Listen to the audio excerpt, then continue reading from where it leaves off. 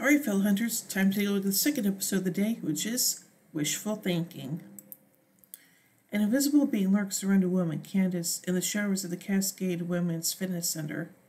Candace throws her towel at the wall and ends up accidentally dripping it over the invisible figure, which awkwardly greets her. Candace screams. Elsewhere, over shots, Dean improves Sam's questions about remembering hell, and denies flat out that he can.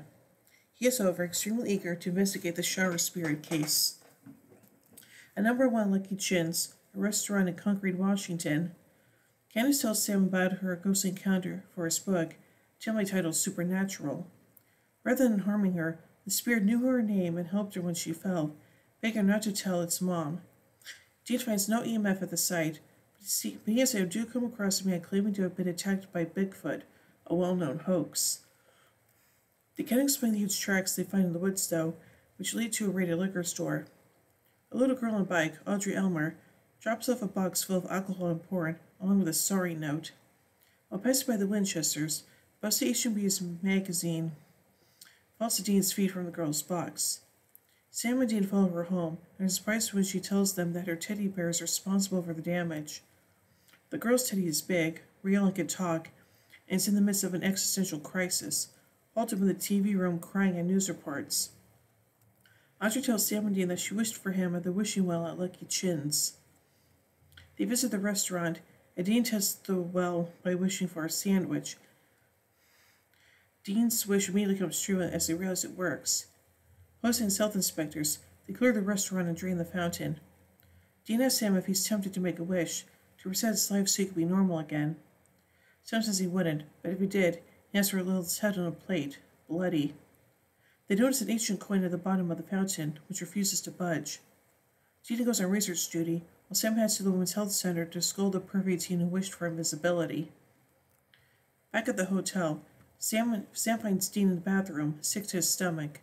The wish, it turns out, turns bad because the coin is cursed. It depicted Tiamat, the Babylonian serpent deity of primordial chaos, and has been known to wipe entire towns off the map with the trouble it causes. The only way to stop it is to find the first wisher, one person capable of removing the coin and turning off the well. Back to Audrey's bipolar teddy, it tried to commit suicide with a shotgun but fails to kill itself. Dean wakes from a fitful nap, dreaming of hell. Sam confronts him about the nightmares and his increased drinking. Dean deflects the questions and deduces that the first wisher, Wesley Mondale, an nerdy guy, announced his surprise engagement to the beautiful Hopeland Casey. At his house, Wes confessed that his grandfather found the coin while soldiering in North Africa in World War II, but he told Wes never to use it. Now that it's working, Wes is trying to undo his wish, but Sam and Dean convinced him with some helpful threats. Near the well, they see Todd, a small kid with super strength, terrorizing a group of bullies.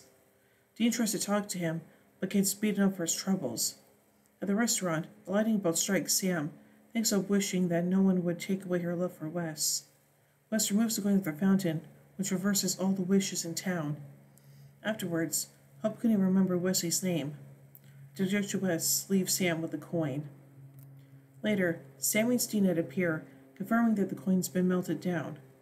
Before they leave, Dean confesses something. He's been lying to Sam, and he does remember everything that happened to him in the pit.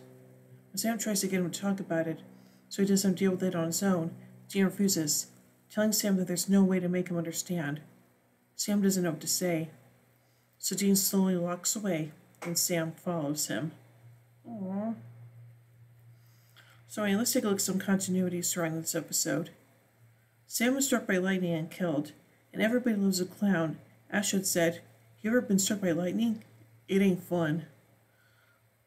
This marks the second time Sam Winchester has died. The first time was in All Hell Breaks Loose Part 1. Sam asking Dean about hell is a reference to Uriel at telling him that Dean remembers his time there. Oh boy.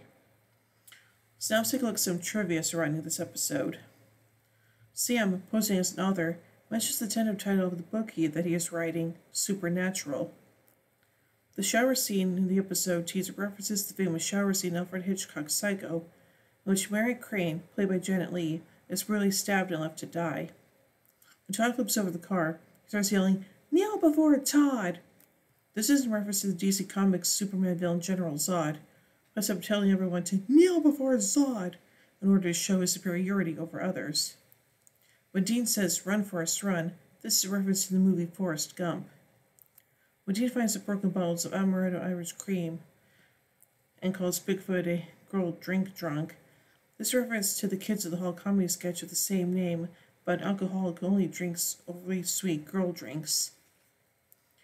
When Dean tells Todd that with great power comes great responsibility, this is a reference to the superhero Spider-Man from Marvel Comics. The actress who played Hopeland Casey in this episode, Anita Brown, co-starred with Jensen Ackles in the CW series Dark Angel. She played a title character in the episode Guild Girl. She also played the shapeshifter victim Lindsay in Skin from Season 1. Audrey Stady made an appearance in the short Supernatural Shake. Dean shows Sam the item about local lottery winner George Newman in the Concrete News Daily. George Newman is the set decorator for Supernatural, and the photo in the paper is actually him. The byline of the article credits Christopher Cooper, Daily staff writer. Chris Cooper is the show's property master. Although Sam often wears biker boots like Dean, when he was struck by lightning flew out of his shoes, they were clearly Puma suede trainers with white stripes, the same shoe Sam lost in Bad Day at Black Rock. Anyway, now let's take a look at a couple goofs from this episode. Sam was shown to be wearing brown suede Puma trainers with white stripes and was struck by lightning and killed, despite clearly wearing dark brown leather biker boots in previous and subsequent scenes. Counterfeit, spelled C-O-U-N-T or F-E-I-T, was spelled counterfeit, as in C-O-U-N-T or F-I-E-T, on the newspaper announcing that the local man's winning lottery ticket was fake. Ew. So anyway, I think this is a pretty interesting episode, and hey, it has Ted Raimi from Xena Warrior Princess in it, so that's pretty cool, so yeah. So overall, I give Wishful Thinking 4 Impalas out of 5. Anyway, tune in as we take the final episode of the day, I Know What You Did Last Summer. So, until then, carry on, my wayward sons and daughters.